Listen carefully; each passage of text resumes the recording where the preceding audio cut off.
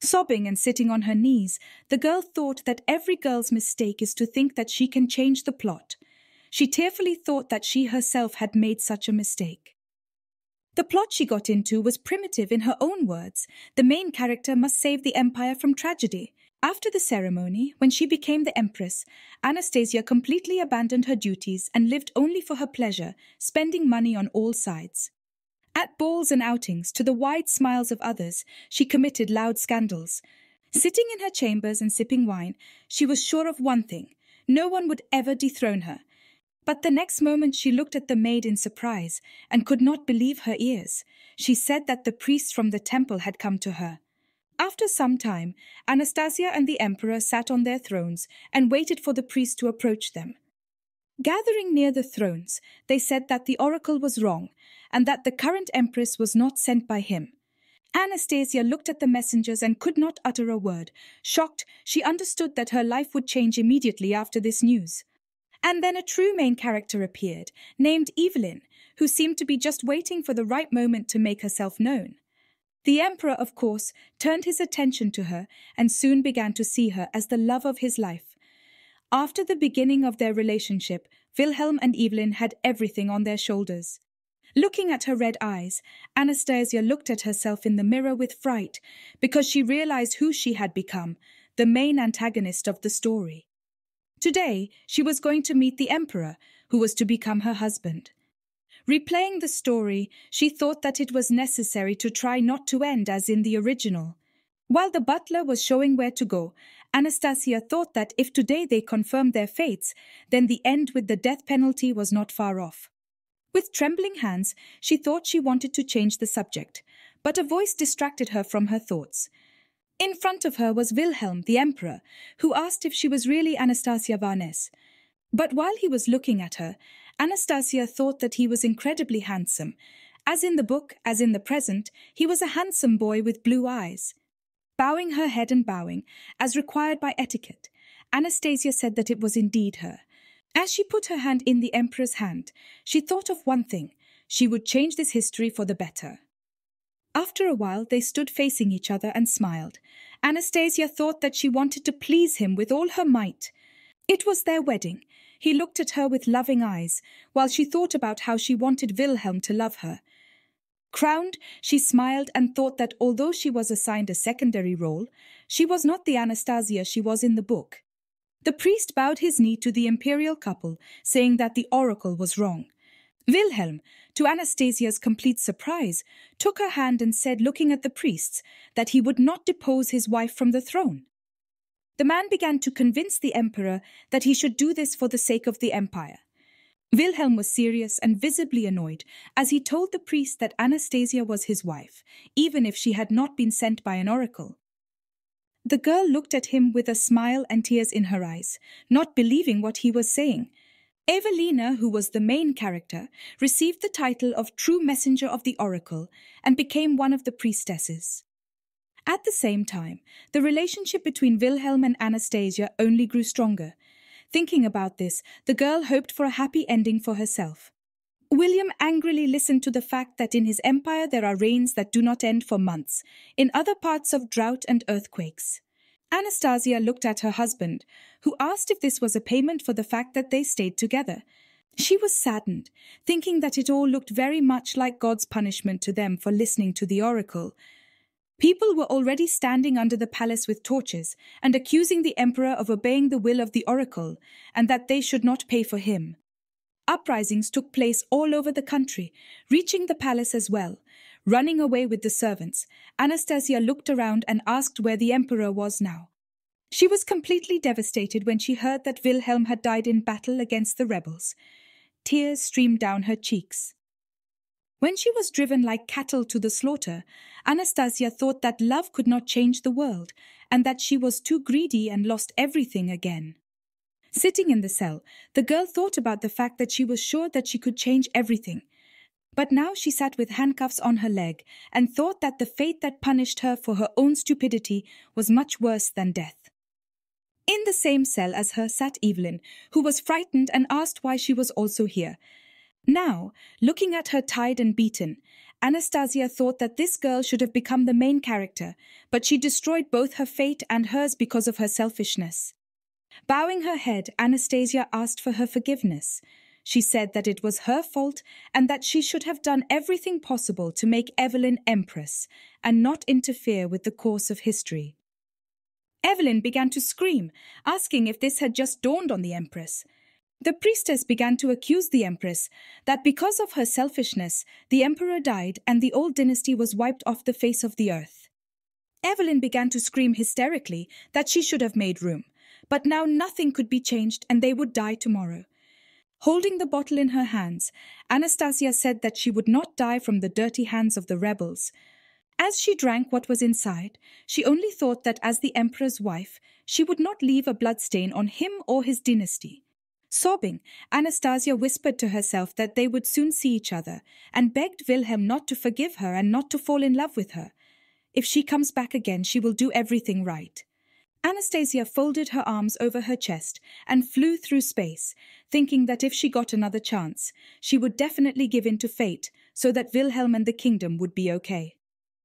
Waking up from some sounds, the girl was surprised to think that she had drunk poison and had to die in the cell. She was confused. The maid apologized that she was completely out of the place because she served the same tea as in the morning, while the others bowed their heads to Anastasia. The other two girls began to remove the tray from her lap, while the other carried a new one, and the empress herself could not understand what was happening. Looking around, she saw Anastasia's bedroom, but there were no rebels. She only paid attention to the cut and her hand, which was bleeding. An elderly woman came up, and taking the empress by the hand, asked if she was all right, and then she said that she would bandage the wound and treat it. It was Anastasia's most faithful friend, the Duchess of Rochester. They were always quite close. The empress remembered how she died, bleeding on the floor because she was with her until the very end. Bandaging Anastasia's hand, she asked if she wanted to kill her, and added that she herself would have to learn the duties of the palace. Anastasia asked offendedly what she was talking about, but the woman only said that the empress was from nowhere. The empress asked the duchess what month and year it was now, and she answered the question with surprise. Anna looked down at her hands in surprise, not believing her own conclusion. She had gone back in time. Leaving the room, the duchess thought to herself, "Oh, the empress is very strange today," because she could not remember when she would have apologized or thanked. The girl thought about the fact that she was not only in the book, but also traveled in time, and asked God why exactly he gave her such a punishment.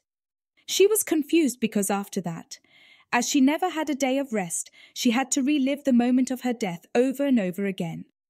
She imagined herself as a doll whose strings are constantly being pulled by someone because she is a secondary character and that is her fate. She remembered the pain, the humiliation, the deaths of innocent people and her loved one, and firmly decided that this should not happen again. Looking out the window, Anastasia calculated that there was only a year left before the appearance of Evelyn, and she and Wilhelm had already been married for 2. She thought about the problem, because 2 years had already passed since the coronation, and her character had caused trouble while Anna herself was not leading her, and that after the appearance of Evelyn, she could really be executed. She was determined that she would not allow this to happen, and that she would survive by any means necessary. While the maid combed her hair, Anna heard from another that Duke Varantes was requesting an audience with her. This visibly surprised her. While she was accompanied by a servant, the girl thought about the fact that her father always fought for her and the family to the last, but his appearance was a surprise. The Duke laughed with a satisfied face, looking at his daughter. He was always by her side and always supported her. But now he was sitting gloomily, looking at his daughter and not even smiling. He said that judging by her voice, she herself understands her mistakes. He said that the anniversary of the death of the last emperor was coming soon, and Anna was doing mischief again. He said that he was disappointed with her, because she was stepping on the same rake again. Looking at his daughter, he saw only a faceless girl who was not interested in anything except a new dress every day and gambling, and also beat the maids if they did not please her with something. The girl sat and smiled restrainedly, thinking to herself that there were no such fakes even in the original. He said, touching his temple, that although it was approved by the goddess, the oracle could not rule for her. Clasping her hands in a lock on her knees and bowing her head guiltily, Anastasia told her father that she would definitely listen to his advice. She thought that she had only 1 year left to change the fate of Anastasia, who was supposed to become an antagonist. Her father narrowed his eyes at her and said that although he did not believe in the sincerity of her words, he had to leave for now. The girl asked her father if he could stay for a cup of tea, but he did not even turn around while saying that he had urgent business. Turning around at the threshold of the room, he said, looking at his daughter, that she should change and, most importantly, change her attitude towards the emperor. Understanding that they are cold and always standing back to back and never facing each other, the girl understood that the coldness between them is the best solution. Anna clenched her hands into fists, mentally asking her father for forgiveness for not being able to change her attitude towards the emperor. As she walked the corridors, she thought about the fact that she could not leave the palace until the new oracle came, but she could see William at least. Remembering her past life, where they were happy, the girl understood that it would be impossible to hide her love because she wanted to go with him to a deserted place, to be alone. But she was now thinking that she was not going to die for love again. The Duchess of Rochester said that the designer, whom the Empress had summoned a few days before, had arrived. But she could not believe that Anastasia seemed to be trembling all over. Turning, the girl smiled and said that the Duchess could send him back. Anna said that she did not need any dresses, but the Duchess asked in surprise, since when the Empress was not interested in dresses. She interrupted the Duchess's words about the fashion designer and already at her room, with a smile, told her to bring her a pen, paper, and a fresh bouquet of flowers. She said with the same smile that she would send a bouquet to Lady Dufour.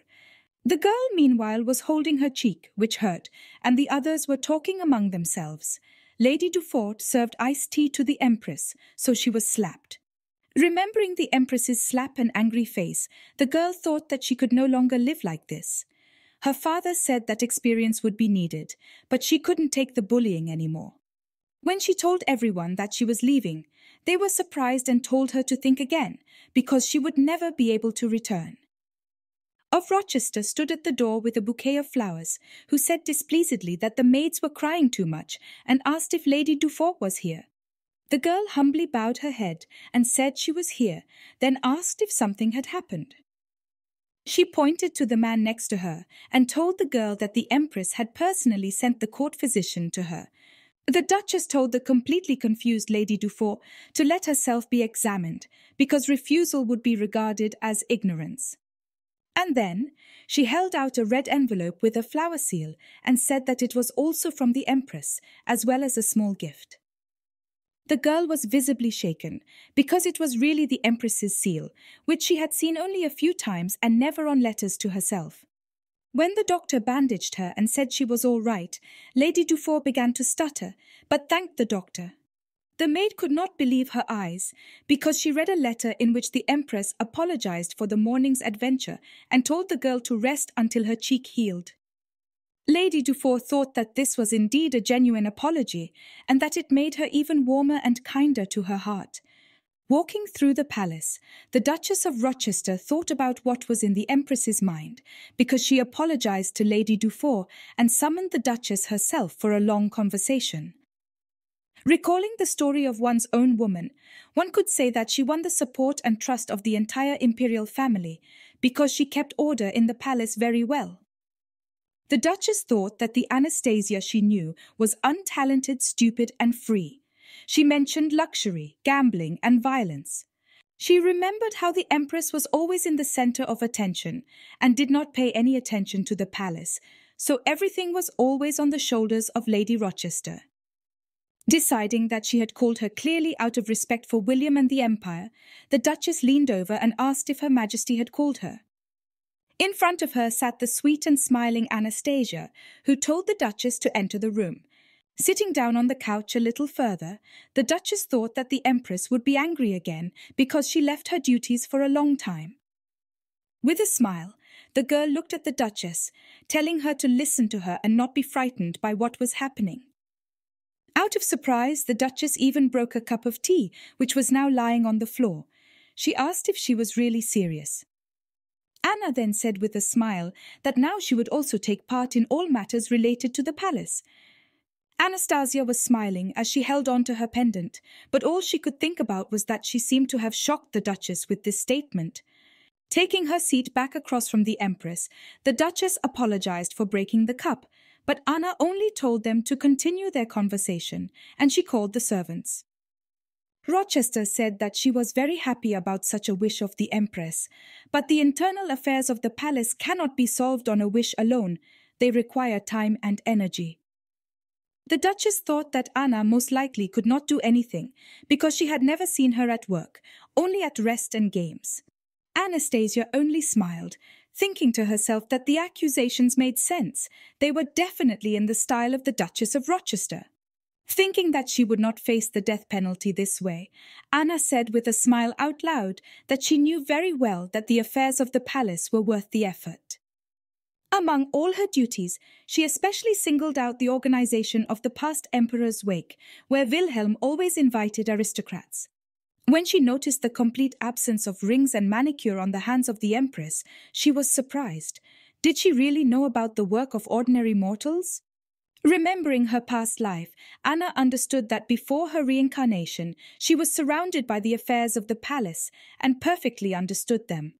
Then she sat until late at night over letters.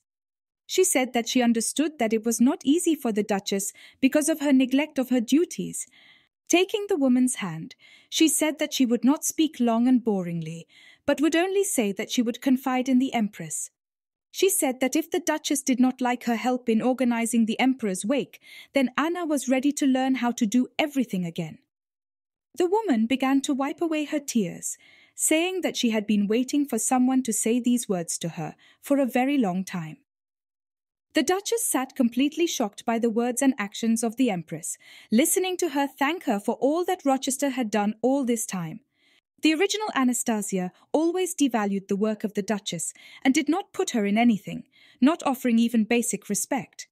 Even this morning, Anastasia also hit the maid, being unbearable, and that it was impossible to believe in the sincerity of her intentions. But Anna hoped that just like in the original, the Duchess of Rochester would believe in her enough. She remembered the meeting with her father and said that it was he who made her look differently, and she wished to change, forgetting her past life, because she could not say what was really there. With a guilty look, Anna asked the Duchess if she thought the Empress had come to her senses too late, thinking that it was possible to give a chance, because the Empress was chosen by the goddess herself. Therefore, the Duchess took her hands in hers and said that it was not too late. Colton Nervion, who was passing by, heard the maids talking about the fact that the Empress had apologized to Lady Dufour and sent her a gift. The Emperor allowed Colton to enter as soon as the butler informed him of the visit. Standing opposite the Emperor, Nervion thought about the fact that the Emperor was awake at such a late hour. Hearing that Colton had come with news about the inner life of the Imperial Palace, the Emperor was very surprised. As he said, he wasn't interested in hearing about the Empress, if that's who Colton wanted to talk about. Colton thought that it was necessary to mentally prepare for such a conversation, because he has been in the service of the Emperor for 10 years, and he answers the same throughout his marriage. But he said the news was really shocking, so he needed to listen. Wilhelm asked with a menacing look if the Empress had killed anyone, but Colton just laughed. Saying that no one would be surprised, he told about the apology to the maid. The Emperor even took off his glasses, asking what his wife had done because he could not believe it. Hearing about the gift, apology, and even the order to send the fashion designer back, Wilhelm could not believe what he was hearing. Twirling a finger at his temple, the Emperor asked if the Empress had lost her mind, and Colton asked what the Emperor was thinking of doing about it. He ordered Nervion to watch over her and told him not to use the word Empress to him unless she killed someone. Anna sat in the carriage and looked at the palace. She was in mourning because today was the anniversary of her father-in-law's death.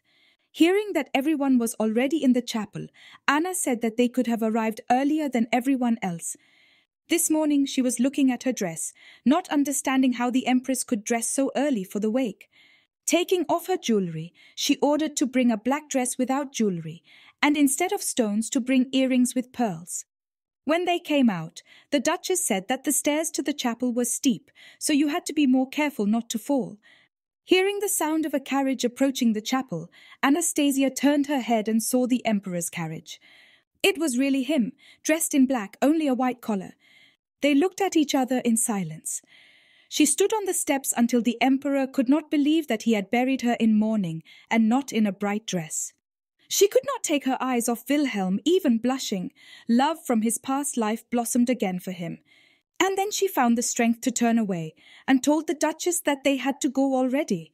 After the announcement that the Empress had arrived, Anna entered the chapel and walked with a proudly straight back between the rows. Everyone began to whisper whether to replace the Empress because she never wore black for wakes. She felt very bad because all the looks and gossip were directed only at her, and none of these people respected her. After her, the Emperor was proclaimed. Wilhelm walked with the same expression on his face, visibly thoughtful. Only now, seeing him alive, she fully understood that she had returned to the past. Turning away from him, Anna thought it was a good thing that her face was covered by a veil. They sat next to each other.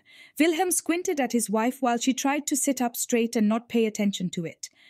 Leaning down, he said quietly that she was avoiding him because she was looking away from him. Having forced him to look at him, the Emperor, with a menacing look, ordered his wife to tell what the matter actually was. Looking at Wilhelm, Anna understood that she had to pull herself together and answer in order to save her life and his. She turned away again, saying that everything was fine. Anna apologized if she offended him. Wilhelm even asked about the apology.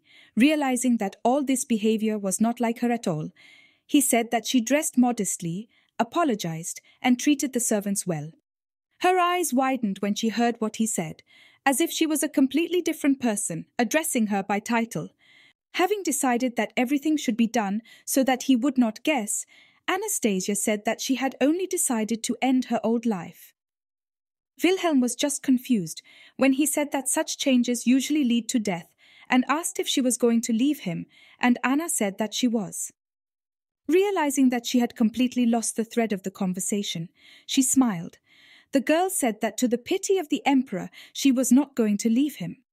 She said with a smile, looking at Wilhelm, that he didn't even like her very much.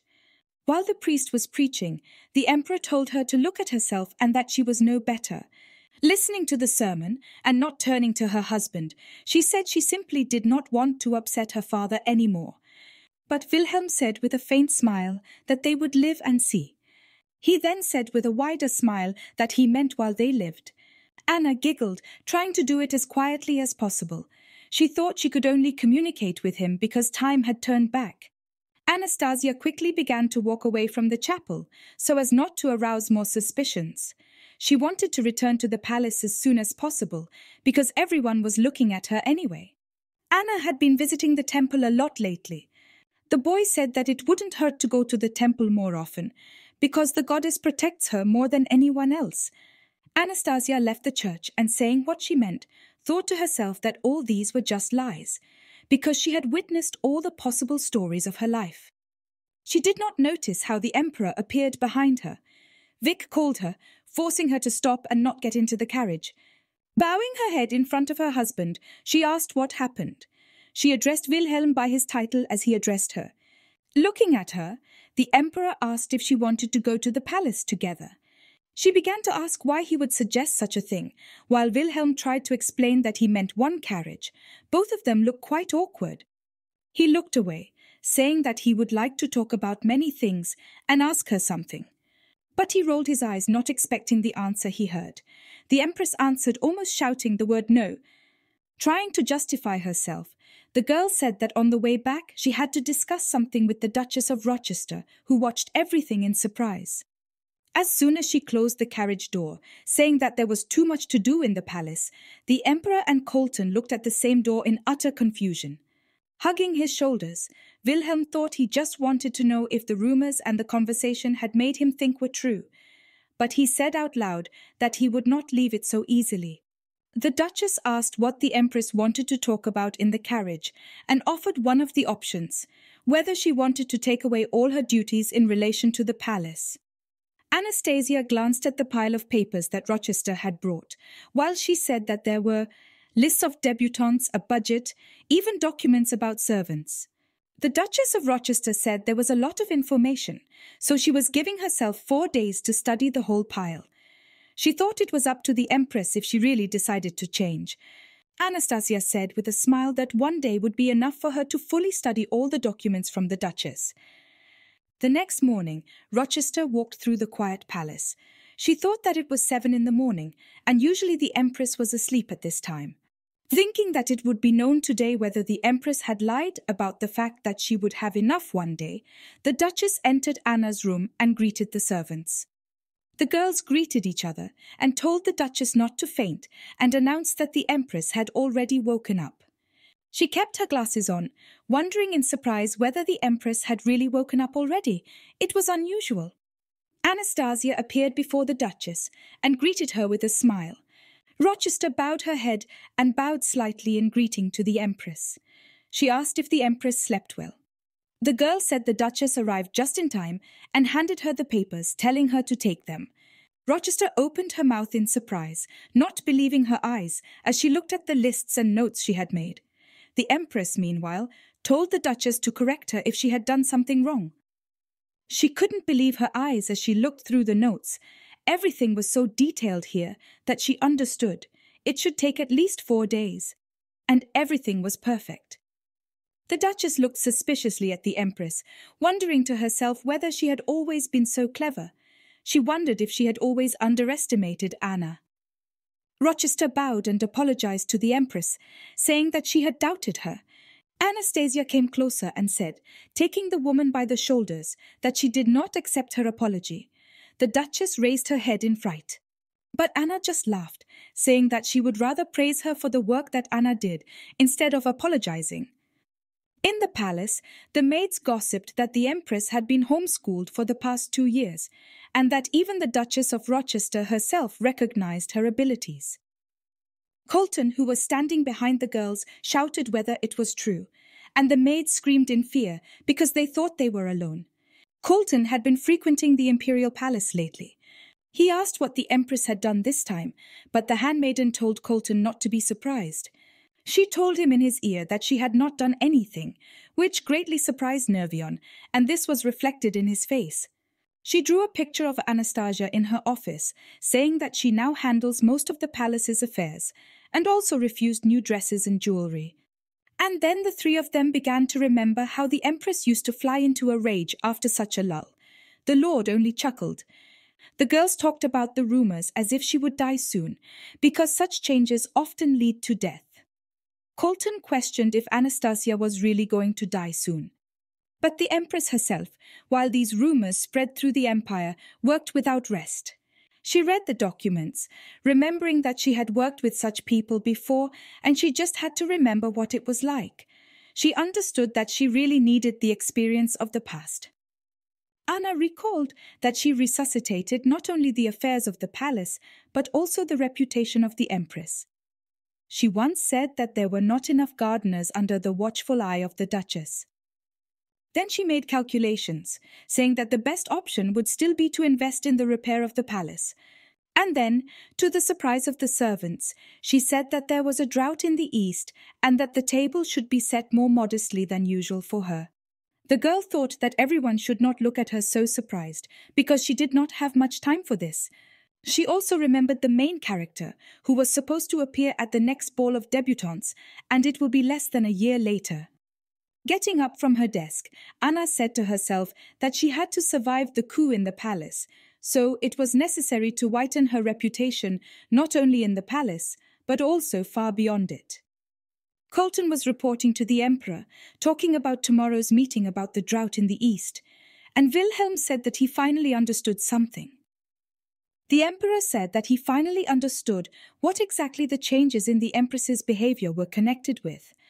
Colton said he thought it was a taboo word with them, but Wilhelm said it was too permissive. He drew again and imagined the Empress in her study, saying that everything is the same as it was. She hardly leaves her study and works constantly. Isn't this the good of the empire? But Wilhelm said that everything is rather the opposite, and that people do not change so quickly under any circumstances. Lord Nervion asked if the Emperor thought there was a ruse somewhere. The Emperor said he was sure of it. Colton asked why the Emperor suddenly thought about his wife, because usually he is not interested in other people. With a condescending smile, Wilhelm told Colton that the only thing to which the Empress would not change her attitude was money. Duke Varantes was sitting at the table in front of the Empress in the palace. He invited another audience with his daughter. When the girl wanted to pour tea for her father, he said that she was not obliged to do so, even a little frightened by such a daughter's kindness. She began to say that it was empty and that she used to pour him tea often, but remembered that it was before her reincarnation. And while her father sat confused, Anna smiled and corrected herself that she had wanted to pour him tea herself for a long time. Duke Varantes accepted his daughter's kindness and tried the tea, saying that its aroma was incredibly delicious. While Anastasia drank tea and smiled, the father thought that every movement of his daughter was noble, and who could have thought that a person could change so suddenly? When her father said that today he personally verified how much she had changed, Anastasia looked at him in surprise. When he praised her, Anna smiled with satisfaction, thanking her father and saying that she was happy when he was happy. Anna's whole facade almost cracked when Duke Varantes asked her about the changes in her relationship with the Emperor. She tried to come up with an answer to her father's question, because she could not simply say that there was room for the main character, who was about to appear, and that she could not love Wilhelm. But the father himself retreated, saying that they were both still very young and had their whole lives ahead of them. Her father asked if she had enough personal funds, and Anna looked at her father in surprise and asked what he meant by personal funds. Herzog recalled that he had said last month that he would no longer support her financially, while she wondered what her father was up to. And then she realized, while her father was talking, that it would allow her to better understand the value of money and how to spend it better. Anastasia understood that the Empress, because of her interests, always needed much more than she had. And that is why Anastasia, as understood by the girl, turned to her parents for help and asked them for money for her entertainment. The father, meanwhile, said that he hoped that his daughter would become an example for the citizens of the empire and would only cultivate this modesty in herself in the future. Then, after checking all the books, she asked the Duchess in shock if she really didn't have a penny, but she confirmed that it was indeed so. Anna thought about the fact that it would not be a problem now, but what would happen in a year, when she would be deprived of the throne and she would need money to live normally? She thought that her father would not at least banish her daughter if she ceased to be empress, but it would be a hindrance to her future plans. When the maid said that Lady Lutant was waiting for her in the drawing room, Anna turned to the girl with a smile and asked about the guest, although she had heard everything the first time. In the garden where the Empress had not decided to receive her, Lady Lutant bowed, saluting the noble moon of the empire. Anastasia thanked Lady Melina for coming with a smile, and although she was a secondary character, remembering the past, Lady Lutant was the only one who could somehow cool the dust of her friend. Sitting now in the garden at the table, Melina admitted that the latest rumors she heard gave her goosebumps. Sipping tea, she admitted that those rumors were not without huge exaggerations. Anastasia asked with a smile what exactly her friend meant. Melina began to tell that some people say that the Empress started putting on a show because of a lack of money, and some even buried her already. But Anna just laughed and said that she was not surprised by such rumors, but rumors always remain just rumors. Lady Lutant asked if this meant that the Empress would no longer gather the people for feasts in her own honor. She said she would miss the Empress's tea parties, but was incredibly happy to hear that there would soon be another party in her honor. Hearing this, the Duchess of Rochester was surprised, because before that, Anastasia herself saw that she did not have a penny behind her soul and what she was thinking about. As the two of them walked through the palace, the Duchess asked the Empress if she was really going to hold the tea party she had told her friend about.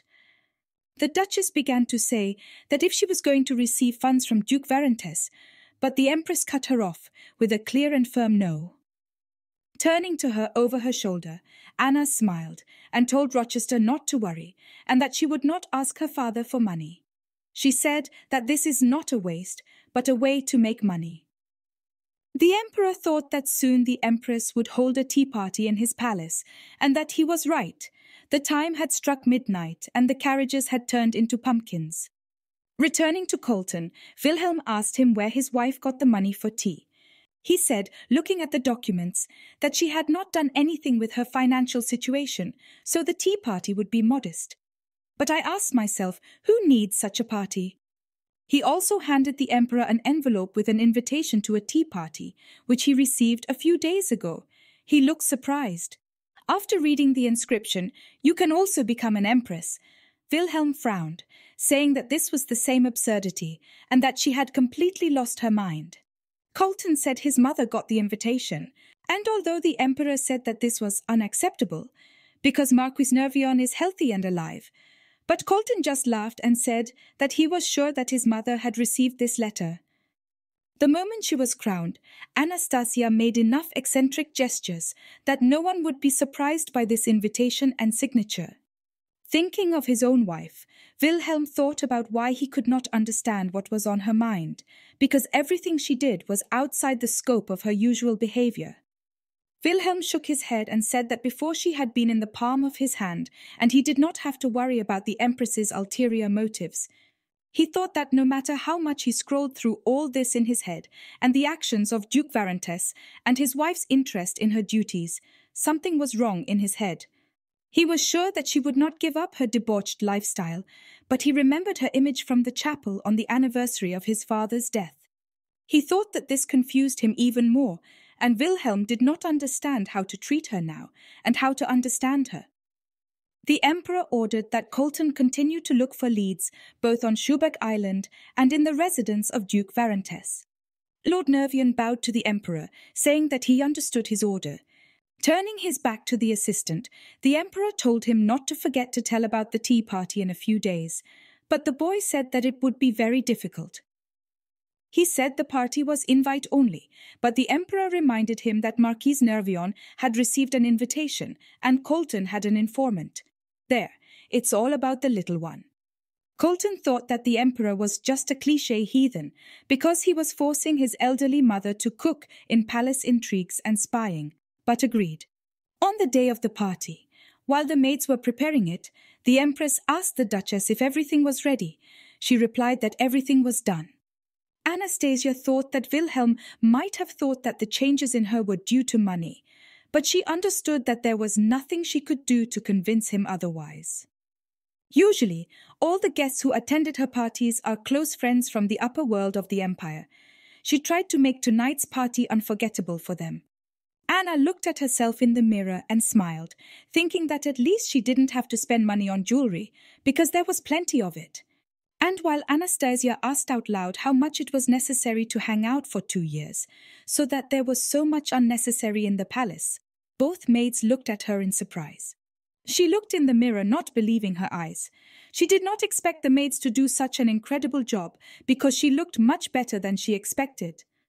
She smiled contentedly, saying that she would be able to straighten her shoulders at the party like this, and thanked the girls for getting her ready for the party. Both were visibly surprised by what they heard. Even their mouths dropped.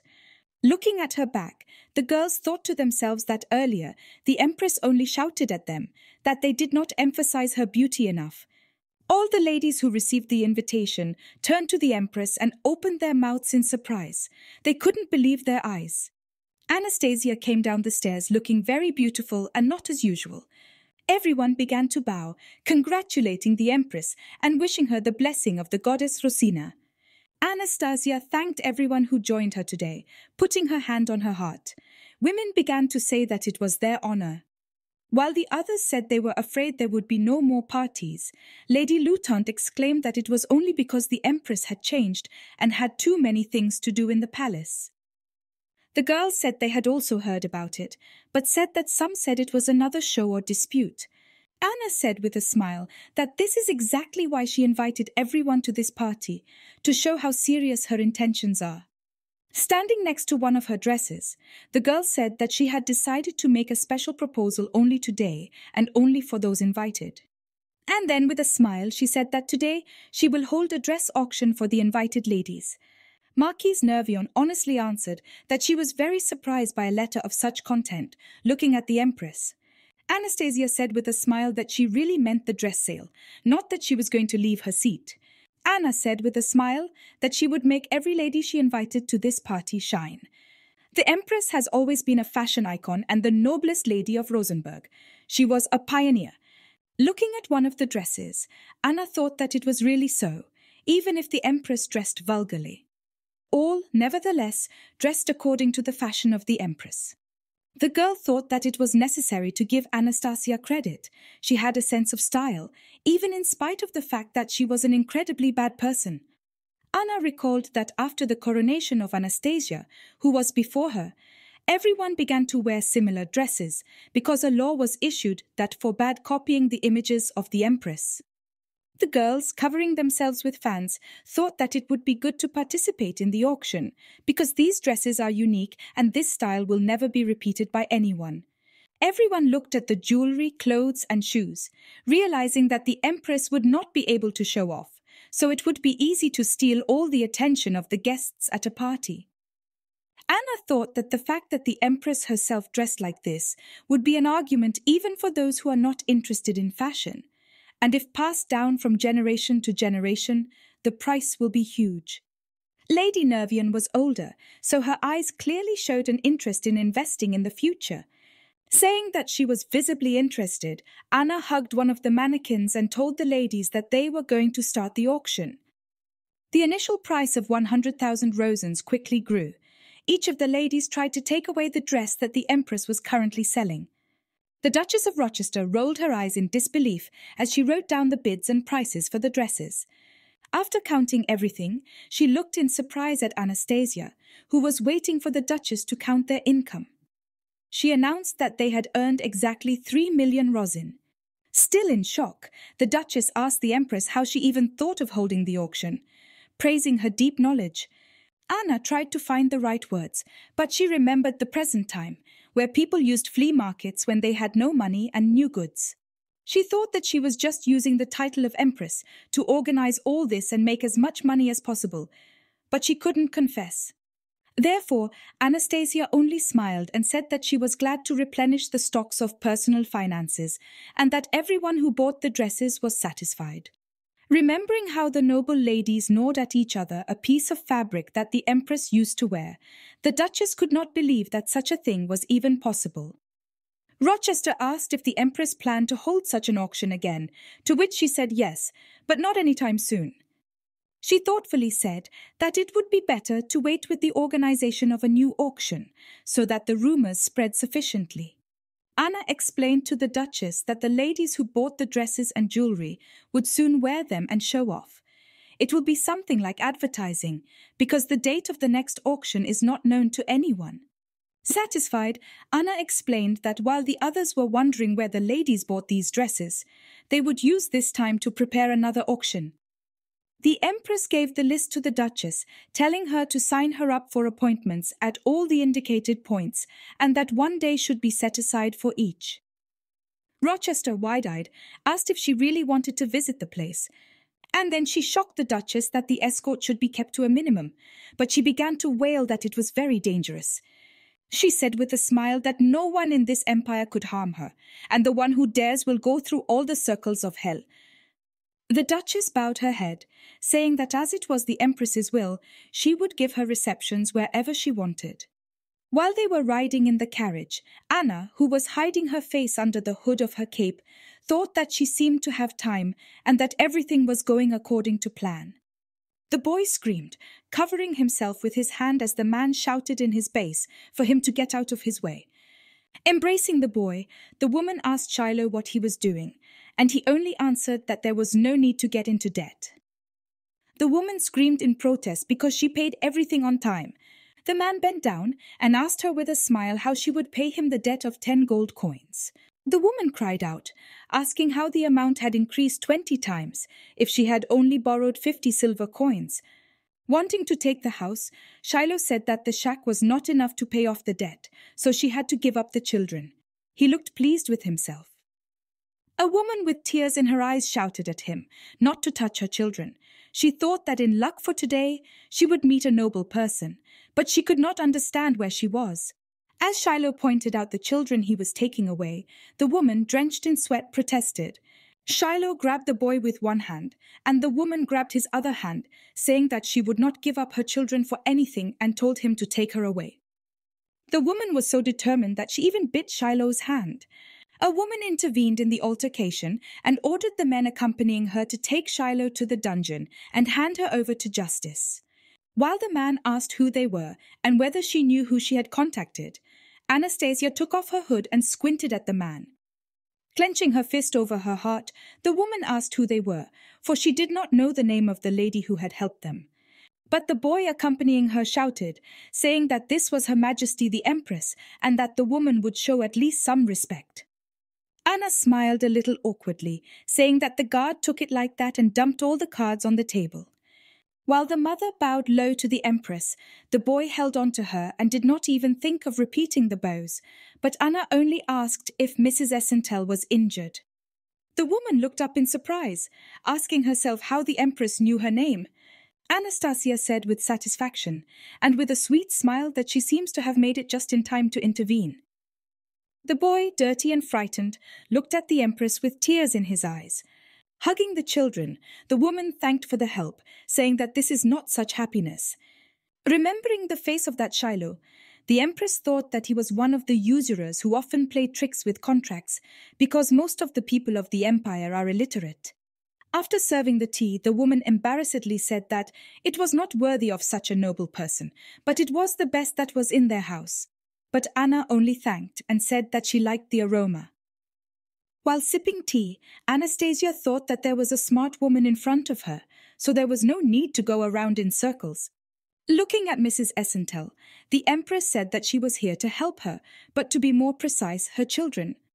She recalled how she had received a report that Essentel had taken responsibility for other people's children, even though she shouldn't have, and was raising them as her own. Remembering the dirty children who usually lived in temples, she thought that they would all become free labor in the future. Anna also remembered her past life, in which, as soon as she found out about it, she suggested to Wilhelm to promote the policy of child protection. She also remembered the outlines of the house they built for homeless children, so that they would have a roof over their heads, food for education. Anna imagined that educated people would build the future of the empire, which would only prosper thanks to this level of education. Anastasia continued to speak with a sad expression on her face, saying that this would only be the beginning, and it would be good if they could save even someone from slavery and death.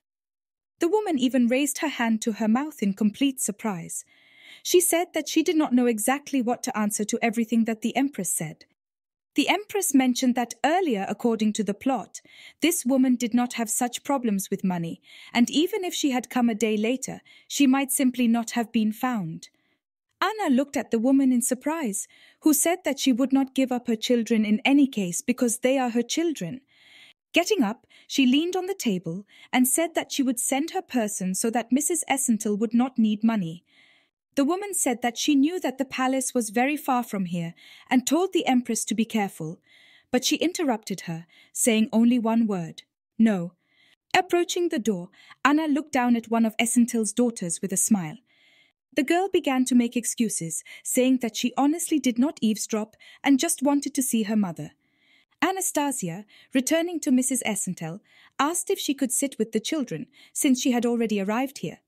She stared at Anna in surprise, wondering if the Empress herself was going to sit with her children. Anna said that she loves children very much, and she remembered all the good people who cared about the fate of homeless children. The children slept like angels in their beds, and the Empress herself watched over them. And when they played, they looked like savages. The children said then that Anastasia looked like a princess who defeated very scary uncles, and Anna only smiled. Picking up the girl in her arms, Anastasia began to toss her up, saying that she would then show the children how cool she was. The maids opened their mouths in surprise, not understanding where so much strength came from in such a small and fragile body as the Empress. But Anastasia, who was here now, seemed to be different. It was as if she had spent her whole life gathering energy at parties to build a body that would be impossible to kill. While Anna looked in amazement at how the children slept, their mother quietly watched from the corridor, marveling at what was happening in her home.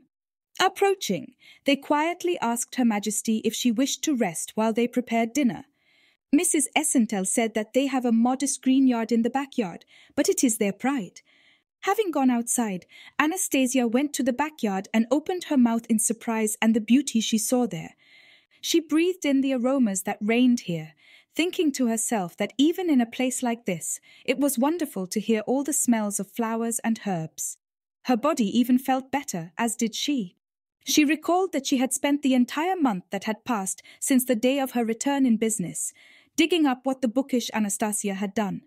She remembered Wilhelm and his face, thinking that she could calmly tell him everything and not even come here herself. But the situation was not the same as in the future.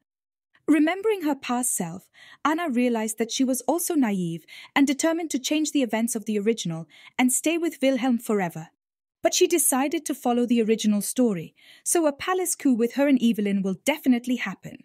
She understood that there could be misunderstandings in the future if she did not wash away the stigma of being an evil character and if her current policies were deemed inappropriate. She thought sadly about the fact that it would be unwise for the main character to continue the policy of the past empress. Anna thought about opening her own shelter because before she came across this book, the girl worked as a teacher and already loved her job very much. Since Rosenberg doesn't yet have charitable foundations, Anna thought it would be nice if someone started this initiative with their own in mind. Walking through the garden, she kept thinking that she would have plenty of things to do then. She thought that she could change, survive on her own, and thus giving up her title and doing her own business, save Wilhelm's life. Anna looked at the roses, saying that they should have bloomed long ago. She asked the plants if they were alone here. She remembered how from her past life she and Wilhelm discussed children, and she said that she wanted to name her daughter Rose because her favorite flowers were red roses. She then, blushing a little, said that her flower was a moss rose and the emperor's flower was a heather. Wilhelm then said with a smile that if they had a son, he would name him Hughes from Korean, scream. Anastasia remembered this scene with tears in her eyes and thanked the red roses for reminding her.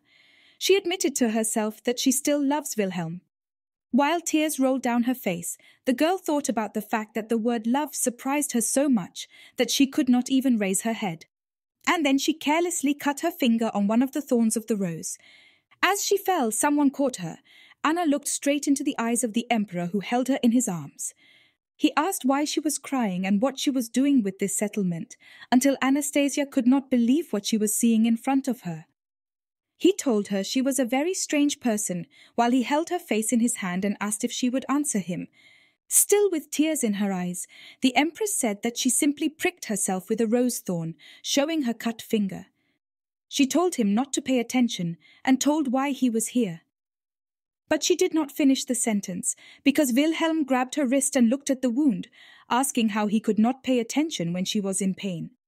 Wilhelm began to bandage her wound on her finger with his handkerchief, while the girl thought she was sleeping, because all this reminded her so much of the past. A little later, Wilhelm asked if she had calmed down. The girl replied with a smile that she did and apologized. The emperor then seriously said that he was waiting for an answer from her, and asked again why she had come here. She looked at him from the bottom up and said that she came here to help someone. She talked about the woman who took care of the children and replied that she would never have felt those emotions if she had just sent someone. Wilhelm said it didn't look like her. Looking at the sunset, the girl asked what was the reason for the visit to the emperor, and she thought to herself that the palace found out about what she was doing, but no one reported to them. Anna thought, because the emperor himself could not come here to see her and control her movements. But Wilhelm only said that this settlement was part of the empire, and it was really a coincidence that they met here, and said that this is a review. he said when the Empress asked that Lord Colton remained in the palace, but the inspection was secret. Anastasia was surprised, looking at the Emperor, asking if she understood correctly that he had come alone. And he only said yes, looking at his own wife without blinking an eye. Anna screamed, telling the Emperor that it was very dangerous for him. He asked with a satisfied smile if she was worried about him, which made Anastasia stare at him in embarrassment. Turning insulted and saying, "Well, you," she heard the Empress say that since she was so worried about him, they would go back in his carriage. With a sweet expression on his face, the Emperor held out his hand to the girl and asked if she would leave him alone in such a dangerous place. Anastasia agreed with a smile, saying that so be it, she would keep him company on the journey back. A few days ago, the Emperor was sitting in his office and thought what the Empress had come up with, because she did not spend a single coin of the money in the auction. Colton had said then that Her Majesty had the right to travel outside the palace, so her affairs would not cause them any trouble. The Emperor got up from the table, saying that there was no need to follow her. He announced that he would go himself. He thought that if her goal was not of a political nature, then she was betraying him, and it was this unknown man who could explain such a change in her behavior. Lord Nervion began to say that the Emperor could not leave them, because they had a meeting planned for the evening where he must be present. But Wilhelm said that he would return to its beginning, and ordered that the minimum possible escort be prepared for him. He knew he had better send knights to her if he suspected treason rather than go himself, but he wanted to do it on his own. While preparing the horse, the Emperor thought that he wanted to go because she was beating him, and that because of her he cannot concentrate on work. That's all. When they arrived, the Emperor looked from behind his hood at the place where the Empress had stopped and could not believe where they had come. She was just telling her escort where to put the chests, where the stable was, and where to put the basket of fruit. Wilhelm looked at his wife, thinking that she had no political purpose, just like a lover, only a middle-aged woman with whom he was talking. He watched what was happening, thinking to himself that it was the first time he had seen such a sad and deep expression on his wife's face. Peeking from behind the tree, he thought Anastasia was annoying him, but only now did he realize that looking at her made him feel warm inside. With a sweet smile, Anna told the Emperor that Madame Esentel wanted to treat them to dinner, and that they should eat with her before they left. Wilhelm immediately agreed. The Emperor finally thought that he would be able to eat normally and think about his own. After a few minutes, the children were hanging on the surprised Emperor, playing with him as if he were an ordinary person. Anastasia laughingly told one of the boys to know the measure, while the others played with Wilhelm and watched them. The man himself opened his mouth in surprise, realizing that it was very unusual to see such a side of her personality. After some time, they stood by the carriage, and Wilhelm humbly waited for Anastasia to say goodbye to all the children. The girl with tears in her eyes told them to come again, while Anna was smiling. She said that she does not promise to come often, but she will definitely return. Wilhelm immediately watched the scene unfold before his eyes, until the little boy tugged at his cloak. The little one with huge eyes asked the Emperor if he and the Empress were a couple. He drew Anna's attention when he said that it was something like that, and the boy suggested that next time they should come together. When they left and were already on their way to the palace, the girl asked what Thomas had told him, but Wilhelm asked again who Thomas was.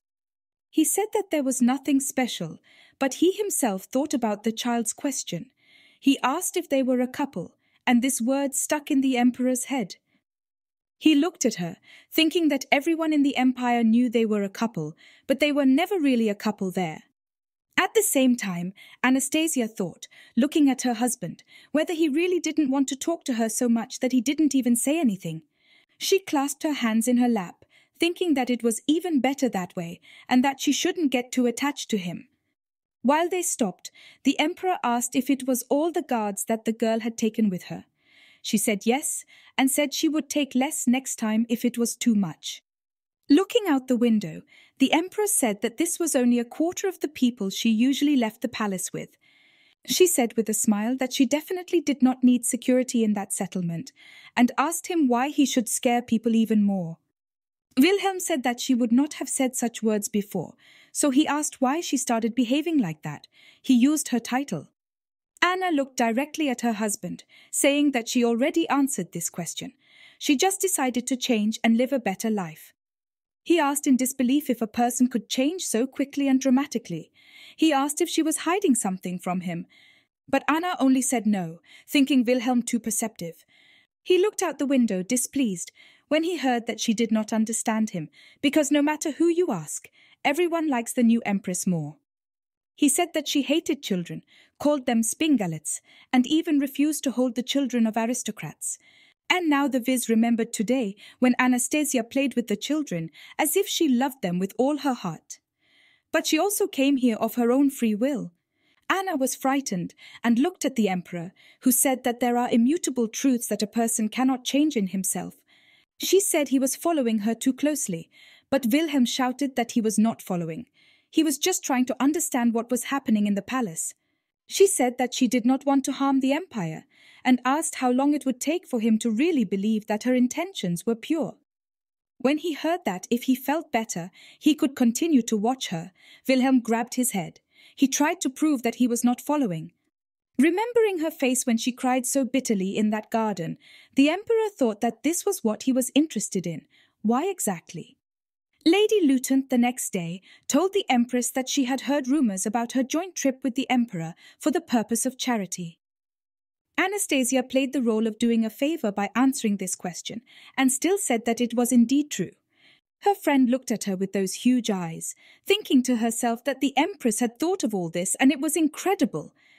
When the empress praised her and complimented that the jewelry that she had bought at the auction suited Lady Luton, she smiled even wider. She said that she was happy to help the empress because she was organizing the auction to raise some funds. Anastasia asked with a smile if Lady Luton wanted to be her servant. The empress explained that only she could fully trust her and that they had spent a lot of time together before. She said that she would like to repeat that time.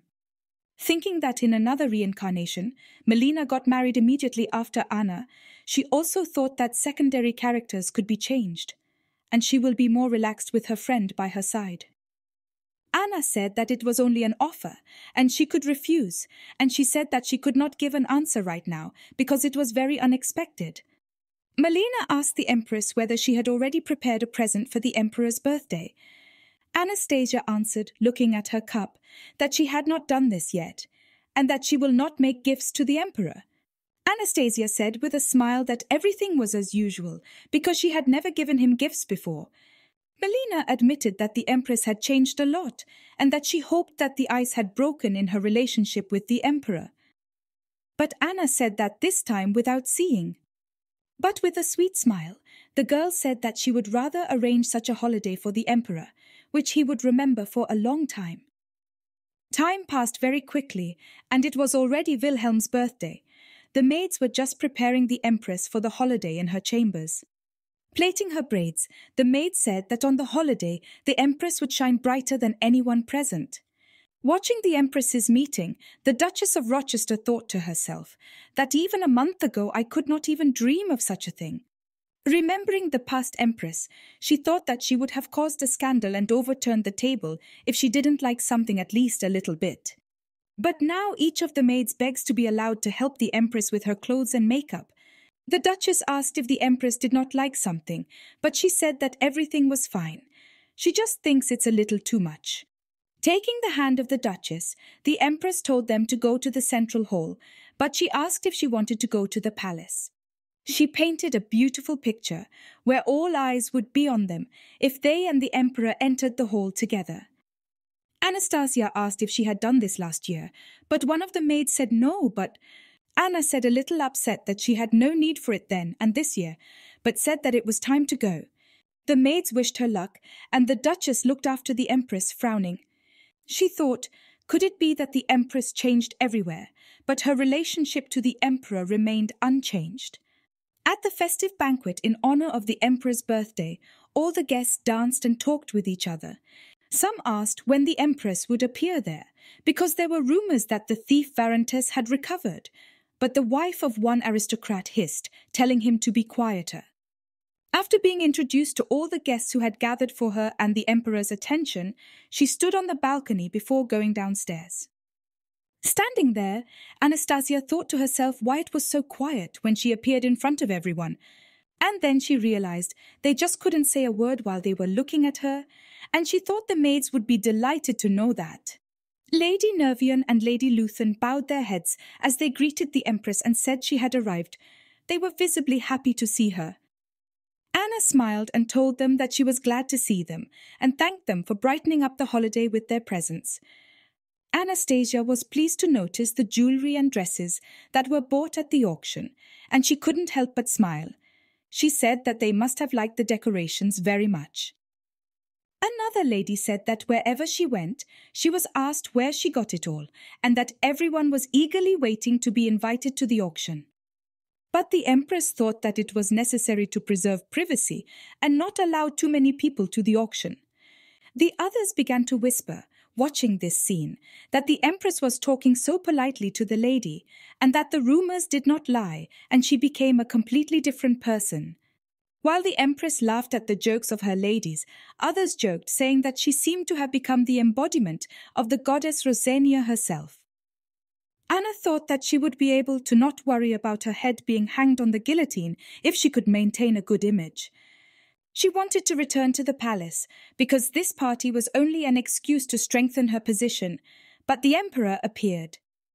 Anna rolled her eyes, looking at her ladies. The Emperor was walking in their direction. Anna turned her head in the direction of the Emperor, thinking to herself that he had no reason to be looking for her in the crowd. But Wilhelm was looking directly at her, without taking his eyes off her. Standing in front of him, the Empress bowed and wished the son of the Empire a happy birthday while he watched in silence. And then coolly thanked her for the greeting, calling her by her title again, but he said that she was a little late with the greeting. Then Anna quickly turned around and told the goddess to bless him and wish him a happy holiday. He asked if these were all her greetings. Taking her by the hand, Wilhelm asked what the gift was and whether she really wouldn't give him anything. Anastasia was confused, not believing what was happening. Did he really expect a gift from her? As everyone else watched, the Emperor began to make excuses that he was just slandering and told Anna to go back to the palace and rest. Still not understanding what was happening, Anna thanked her and said they would meet later. Wilhelm just stared at her back as his wife walked away from his feast. While patrolling the palace, Colton stopped by the window, thinking that everyone in the Great Hall seemed to be having a lot of fun. After all, when such holidays took place, the Knights of the Imperial Guard worked overtime because they had to be ready for attempts and rebels. Lord Nervion, scratching the back of his head, thought that because of the Emperor's examinations, it was necessary to restore order in the Guard. He was glad to be able to make it to the party, even though it was very late. But he was immediately surprised, looking at the guard under the Emperor's office, which should not have been there at this hour. Colton began to shout at the Emperor, demanding an explanation as to why the culprit of the holiday was sitting in his office, and he only said that everything is fine and he is just an outsider.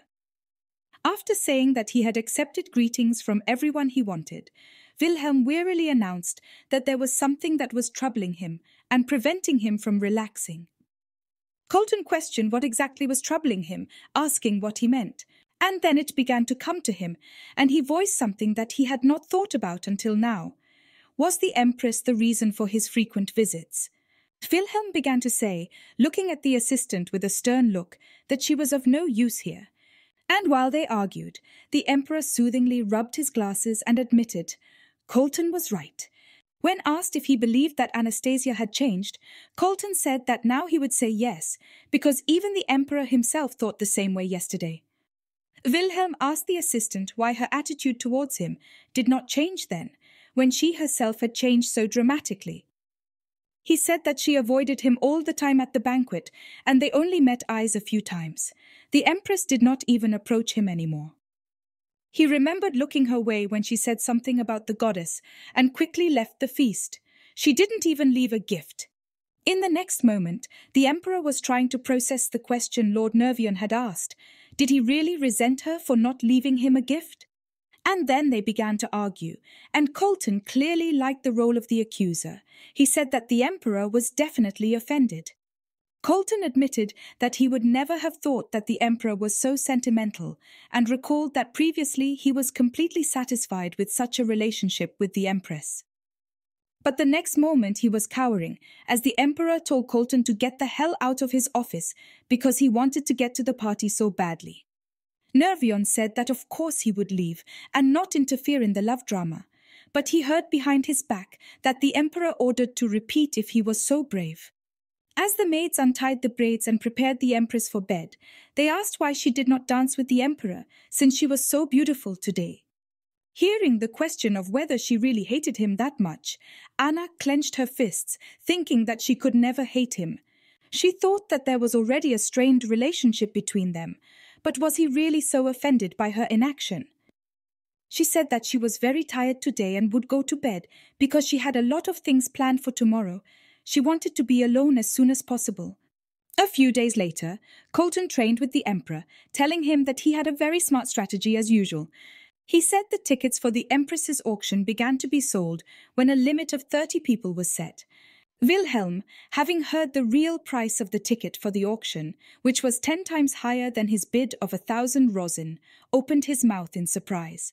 The emperor questioned if the queue meant what they saw, but Colton interrupted and said with a smile that it was indeed a ticket queue. He mentioned that the servants of the aristocrats were unhappy because they cried that they had to get a ticket at any price, although before that they were told that there were no more tickets. Drenched in sweat from sparring, the emperor listened to the proceeds of the auction and recognized that the empress knew how to run things. It was a difficult task, but she managed it quickly. Colton asked what she would spend that amount on, but he thought to himself that it was the first time he had seen an emperor take a liking to an empress and talk about her without sarcasm. The emperor challenged Colton when he asked if he thought Anna would ask the fashion designer again and order expensive outfits. Nervion opened his mouth when he heard that the emperor would bet that the empress would not spend all his money on a dress. He even asked what he meant. Colton said that he agreed, but reminded the emperor not to go back on his words afterwards. Wilhelm told his friend that he could tell him exactly the same. Melina, sitting in the carriage with the empress, carefully listened to everything she said, because now she was going to share where she would spend all the money she earned. Anastasia said with a satisfied smile that she distributed everything to each rosin according to its purpose.